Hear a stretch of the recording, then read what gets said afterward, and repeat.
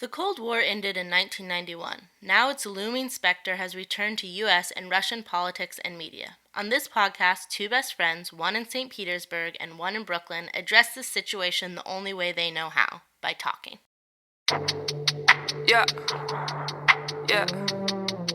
Yeah. Yeah. Yeah. Yeah. Yeah.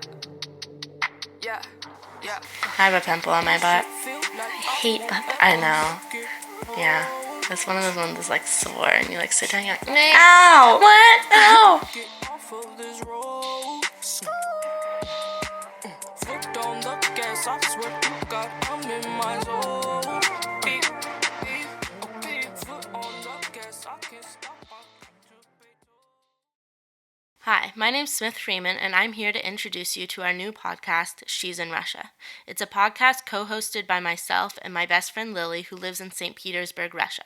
The goal of the podcast is to provide nuance and subtlety to the American imagining of Russian politics and life, in an effort to rebut the sort of current mini Cold War revival we're having.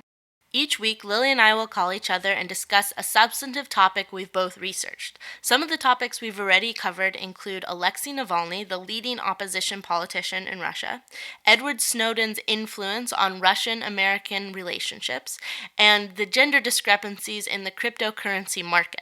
To give you a sense of the show, we've selected a clip from our first episode that is about Edward Snowden's influence on the Russian-American political relationship. If you don't know who Edward Snowden was, he was an NSA contractor who in 2013 released thousands of documents detailing the breadth of surveillance by the NSA on the American people. He fled the U.S., first going to Hong Kong, where he then tried to seek asylum in a number of different countries. Ultimately, he ended up in Moscow, and Putin's response was that, of course we took him. As a modern country, it was our duty to take him in. And in this clip, you'll hear Lily talk a little bit about the specifics of what Putin said happened while Snowden was still in Hong Kong. And again, like he repeats, but as a modern country, he says, as a modern country, as a contemporary country, we had no choice but to do what we did. That's like his thing. All right. So, but then he says like there was this little tidbit where, according to Putin, while Snowden was still in Hong Kong, he met with some Russian representatives of the Russian government. Okay. I have not fact-checked or verified this. He met with representatives of the Russian government who basically said, like, what do you need? And he's like, at this point, Snowden has been trying to get asylum in a lot of countries. He said that. He's contacted it's not like he's, like, selecting only Ecuador. He was, like, looking for people who would take him. Iceland was also an option. A lot of countries,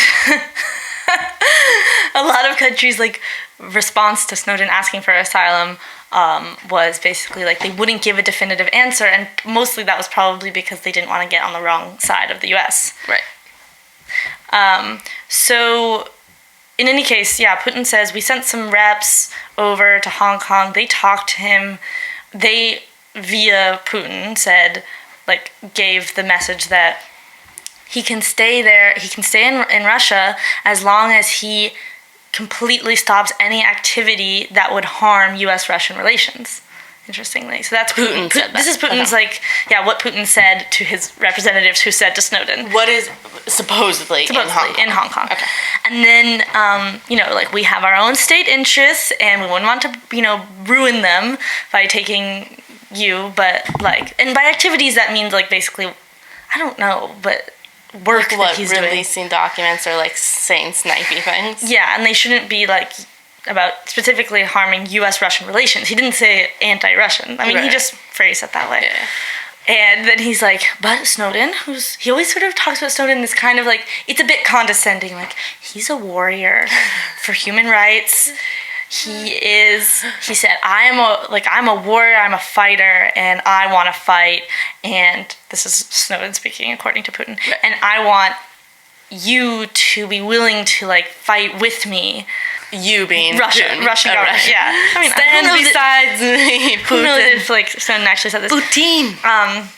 And the Russian representatives, again, passing along Putin's message, were like, no, we're not going to fight along with you. You can keep fighting. This is all according to Putin's narrative. And Putin's like, I just said to him, you can just keep fighting by yourself, but we're not going to join you, but do your thing. And then he's like, and he just left. If you liked what you heard, consider subscribing to our podcast, She's in Russia, on iTunes. Also, follow us on Twitter and Instagram at She's in Russia. We'll have episodes every week on Tuesdays. Staying in my lane, fast car, race car games, this car in my name, dropped off of the rain.